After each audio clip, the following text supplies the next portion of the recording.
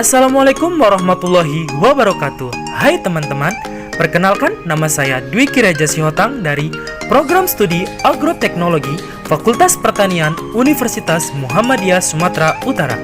Di video ini saya akan menjelaskan tentang teknik budidaya kelapa sawit. Inilah bentuk perkebunan terluas yang ada di Indonesia. Setiap orang pastinya mengetahui tanaman ini. Sebuah komoditas penyumbang ekspor terbesar Indonesia selain minyak dan gas.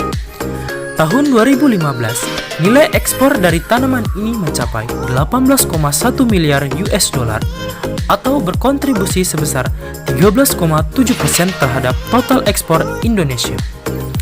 Indonesia menguasai industri kelapa sawit dunia, memiliki kebun terluas dan kapasitas produksi crude palm oil atau CPO terbesar di dunia.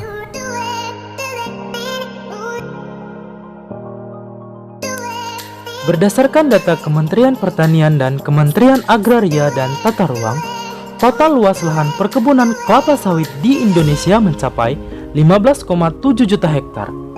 10,7 juta hektar lahan dikelola oleh perusahaan swasta besar. 493.000 hektar dikelola oleh Badan Usaha Milik Negara atau BUMN dan 4,4 juta hektar dikelola oleh perkebunan rakyat. Perkebunan kelapa sawit ini tersebar di 22 provinsi. Lahan terluas berada di Provinsi Riau, Kalimantan Tengah, Kalimantan Timur, dan Kalimantan Barat. Oke, pada teknik budidaya kelapa sawit, tahap pertama yang perlu dilakukan yaitu persiapan bibit kelapa sawit. Bibit kelapa sawit yang digunakan hendaknya adalah bibit yang berkualitas dan bersertifikat, sehingga mutu benih dan kualitas maupun kuantitas buah yang dihasilkan nantinya sesuai dengan yang diharapkan. Pembibitan kelapa sawit terbagi atas dua tahap. Tahap pertama yaitu tahap pre-nursery, tahap kedua yaitu me-nursery. Baik, di sini saya akan menjelaskan sedikit tentang tahap me-nursery. Tahap ini adalah tahap pembesaran bibit kelapa sawit yang telah tumbuh. Di tahap ini, bibit yang berumur 8-12 bulan baru bisa dipindahkan ke lahan. Selanjutnya, pembuatan lubang tanam. Lubang tanam dibuat tepat pada ajir yang telah dipasang dengan posisi ajir tepat di tengah-tengah lubang tanam. Ukuran lubang tanam kelapa sawit yaitu 50 x 40 x 40 cm atau kedalaman lubang tanam disesuaikan dengan tinggi polybag bibit ditambah 5-10 cm. Kita masuk ke tahap pemupukan tanaman kelapa sawit. Jenis-jenis pupuk yang digunakan untuk tanaman kelapa sawit yaitu urea, TSP36, KCl, kiserit, dan boraks. Dosis pupuk yang digunakan disesuaikan dengan umur tanaman. Jadwal pemupukan tanaman kelapa sawit yaitu 2 kali dalam setahun. Pemupukan pertama dilakukan pada awal musim hujan, yaitu September sampai dengan Oktober, dan pemupukan kedua dilakukan pada akhir musim hujan, Maret sampai April. Baik, kita masuk tahap cara pemeliharaan tanaman kelapa sawit. Pemeliharaan tanaman kelapa sawit setelah proses penanaman meliputi pengulaman, penanaman tanaman penutup atau kacang-kacangan, membuat bokoran atau piringan, pemupukan, dan pemangkasan pelepah daun. Pengulaman yaitu mengganti tanaman kelapa sawit yang tumbuh kurang baik atau rusak oleh hama. Pengulaman dilakukan pada musim hujan. Bibit yang digunakan untuk pengulaman hendaknya berumur sama dengan tanaman yang disulap.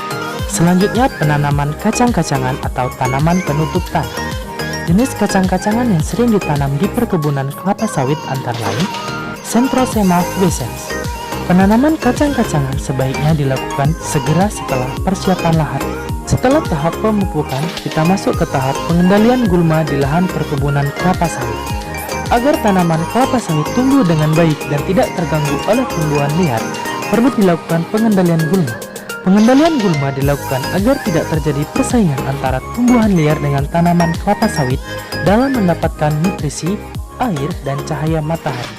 Pengendalian gulma dilakukan pada piringan dan gulma yang tumbuh di antara tanaman kacang-kacangan. Selain pengendalian gulma, pengendalian hama dan penyakit kelapa sawit juga perlu dilakukan. OPT yang sering menyerang tanaman kelapa sawit antara lain yaitu serangga, jamur, virus, dan bakteri. Jenis-jenis hama tanaman kelapa sawit antara lain tungau, ulat setora, nematoda, kumbang, penggeret tandan buah, ulat api. Kita masuk ke tahap akhir pada teknik budidaya kelapa sawit, yaitu tahap panen kelapa sawit. Tanaman kelapa sawit mulai berbuah pada umur 2,5 tahun. Buah maksimal 5,5 bulan setelah penyerbukan. Buah yang dapat dipanen adalah buah yang telah matang panen. Ciri-ciri buah kelapa sawit matang yang sudah bisa dipanen adalah sedikitnya ada 5 buah yang jatuh dari tandan atau brondolan. Panen kelapa sawit dilakukan setiap 2 minggu sekali.